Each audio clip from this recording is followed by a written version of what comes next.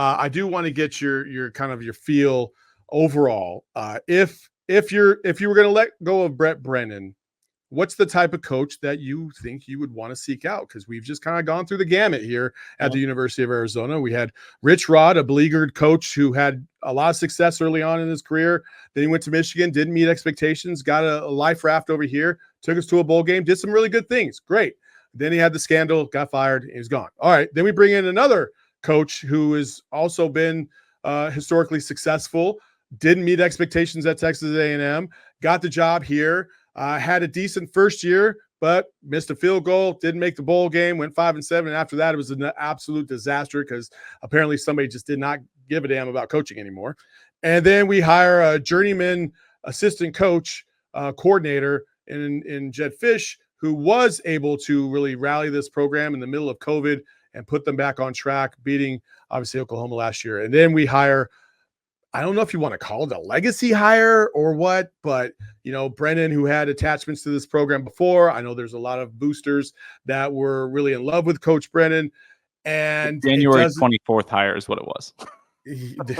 And so I don't know where you go from here. So, Anthony, if you're Matt, if you're looking at who would possibly be the guy to come in here and fix this, is there a person out there, and what does their DNA look like if you don't have a name? That's a really hard question to answer in the abstract, because you're right. You can hire the retread head coach. Arizona's gone down that path before. You can hire the hot coordinator. I mean, Mike Stoops was the hot coordinator in the country when Arizona hired him. It made perfect sense. Sometimes that works out, sometimes it doesn't. For Arizona, it kind of worked out well for a little bit, and then it didn't. Or you can hire the head coach from a lower level conference. Arizona just did that, by the way. But I think you're looking for a very energetic, up and coming, young offensive coach, whatever that is. There's really no shortage of those guys in the country. I can't spit any names at you right now, but if your next move in a head coaching position is always the opposite guy, then I think you're looking young, offensive-minded coordinator. Okay. Yeah, I think I don't think it's necessarily the opposite of what Brent Brennan is, because Brent has kind of cut his teeth on the offensive side of things. But who's the most successful first-year coach in college football this year? Without question, and probably should be the national coach of the year, it's Curt Cignetti at Indiana.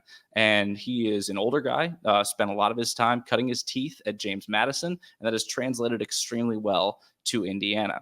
Who is maybe the next year cycle of that guy that's been sort of a journeyman in the group of 5 level? I would say to some extent, it's probably Jamie Chadwell. And he's only 47 years old. He is at Liberty right now, spent a number of years at Coastal Carolina, has cut his teeth in the group of 5. He has proven at every level that he is a legitimately good head football coach. Give him his first Power 5 opportunity. You're going to get, it's going to be a pretty penny to hire him away from Liberty, especially a private school that has a good amount of money for the group of 5 and is going to be competing every year for that group of 5 playoff spot. But a guy like Jamie Chadwell, a journeyman group of 5 guy who doesn't have any Arizona ties. Look, Fish didn't have any Arizona ties.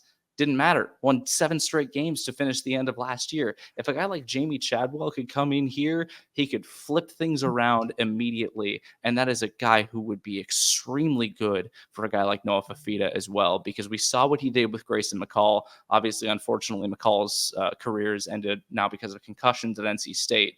But we saw what he did with Grayson McCall at Coastal Carolina. We see what he's doing this year at Liberty, albeit against one of the easiest schedules in the country. I really think Jamie Chadwell is a great coach, and I think that Arizona could get a guy like that to come to Tucson and to build his career from there. Look, he's not a guy at 47 that would stay here forever, but he doesn't need to. Right the ship, stabilize the program, and get Arizona to a place where they're not hiring in late January. Instead, they're hiring in December, and they can get a high-profile, good up-and-coming coach and then continue the positive trend that was set in 2023. Yeah, right now he's coming off a loss to Rich Rodriguez. Let's hire that guy. At Kennesaw State. So I agree with you too in terms of, you know, where your head is at, and like I like that. I am going to go. I'm going to veer off the path a little bit. I've seen Jim Tressel, who won multiple national championships at the Division II level at Youngstown State. I've seen Chris Kleiman do the same thing at North Dakota, and those two individuals. Now, granted, Jim Tressel went to Ohio State. That's a little bit of a different animal. But Chris Kleiman going to K-State, to me, when Chris Kleiman went to K-State, he matched the identity for who they want to be as right. In terms of a football program, right? They're always about that family brand. If you've ever been to Manhattan, Kansas, it's purple and white every single where you go, and it's all about family, right? And the program that he's built is stable, right? Like a stable program that's not going to fluctuate too crazily from one year to another. You're looking at a range of maybe 10 or 11 wins to maybe, 6 or 7. Like that's the range. They're not going to not be bowl eligible because they're just a good program, right? I would love to see a coach who's been at a program for a while that loves it. Kind of like Tommy Lloyd, who was at Gonzaga forever as an assistant, finally gets his one shot, but he's now looking to jump ship and bounce around, to different jobs. They want a home. And Brent Brennan said that. And he said that coming in. He wanted to make Tucson the home, right? But there's a difference in believing in your own DNA and your own program and getting your opportunity and establishing that at a new spot, and believing in your stuff until the rubber meets the road, and all of a sudden you don't know who you are.